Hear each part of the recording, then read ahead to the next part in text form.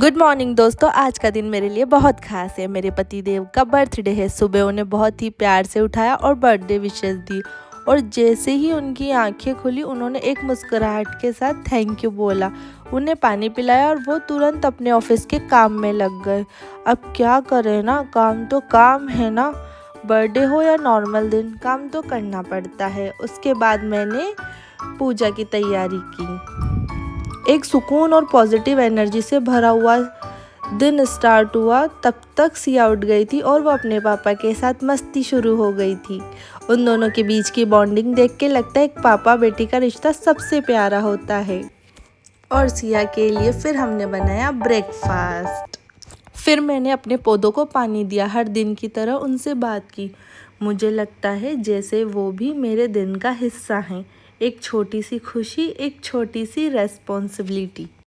हर सुबह इन पौधों के साथ एक नया सांस लेता है मेरा घर।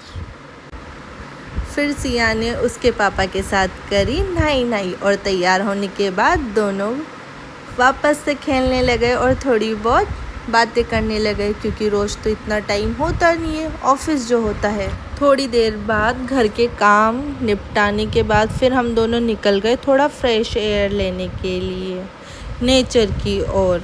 सिया इस बार हमारे साथ नहीं आई क्योंकि उसने पूरे दिन मस्ती की, तो वो उस वक्त जो है घर पर रेस्ट कर रही थी। तो हम दोनों आ गए क्योंकि अभी इस वक्त जो है धूप भी बहुत थी, तो उसे लाना ठीक भी नहीं था।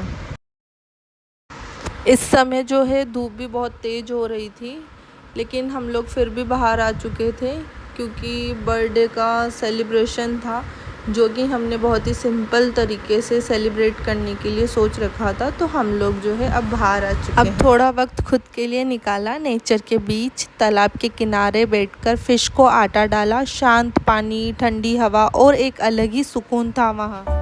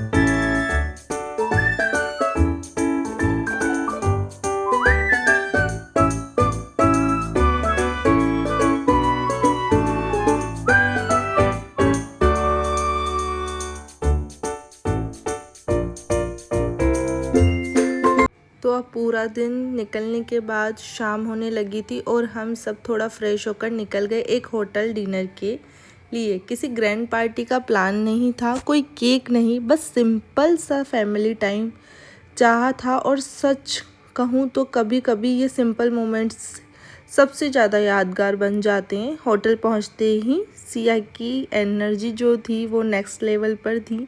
पहले सिया के पापा ने जो है पूरा होटल देखा कि हाँ ठीक है, डिनर प्लान सही जगह हम लोगों ने किया। और तो बस हम लोग फिर फैमिली को बुलाकर लाए। उसके बाद होटल पहुंचते ही हमारी सिया की एनर्जी जो थी वो सीरियसली नेक्स्ट लेवल पर थी। उसकी आंखों में एक्साइटमेंट था नई जगह का, नए लोगों का और मम्मी पापा के साथ बाहर निकलने का। वो कभी रेस्टोरेंट के चेयर्स के नीचे छुप जाती, कभी आगे पीछे भागती। और सबसे अच्छी बात ये थी कि स्टाफ भी उसकी मस्ती में स्माइल कर रहे थे। उसके हर मूव्स पर हम बस हंस रहे थे। कभी कैमरा उठा के उसके फ़ोटोज़ ले रहे थे, तो कभी बस उस मोमेंट में जी रहे थे। सिया के साथ मस्ती करते करते हमने डिनर ऑर्डर किया। वो टेबल पर कभी स्पून से बीट्स बनाती, तो कभी ग्लास में पानी घुमाती। लगा जैसे सेलिब्रेशन के लिए केक या डेकोरेशन की ज़रूरत ही नहीं थी, क्योंकि सिया का चेहरा ही हमारे लिए सबसे बड़ी बर्थडे लाइट था। हमने बहुत सारे फ़ोटोज़ क्लिक की, कुछ कैंडिड, कुछ फ़नी और कुछ वो प्रीशियस फैमिली मोमेंट्स जो हमेशा याद रहेंगे। डिनर आया, सबने मिलकर खाया। सिंपल घर जैसा खाना, लेकिन साथ में खुशियों की थाली थी। कोई केक कट नहीं हुआ, कोई हैप्पी बर्थडे लाउड म्यूज़िक नहीं बजा, लेकिन दिल में एक अलग ही सुकून था। सिया खुद इतनी खुश थी कि उसकी हंसी ने ही हमारे लिए सबसे बड़ा सेलिब्रेशन कर दिया। और मुझे लगा यही होती है असली बर्थडे सेलिब्रेशन, ना ज़्यादा दिखावा ना ज़्यादा प्लानिंग, बस अपनों के साथ कुछ वक्त, एक दूसरे के चेहरे पर मुस्कान और यादों का एक नया पल। तो आप लोगों को कैसा लगा हमारा न्यू व्लॉग? अगर आप लोगों को अच्छा लगा हो इस तरह के व्लॉग्स तो हम आगे भी लेकर आएंगे। तो थैंक यू गाइस हमारा व्लॉग्स देखने के लिए।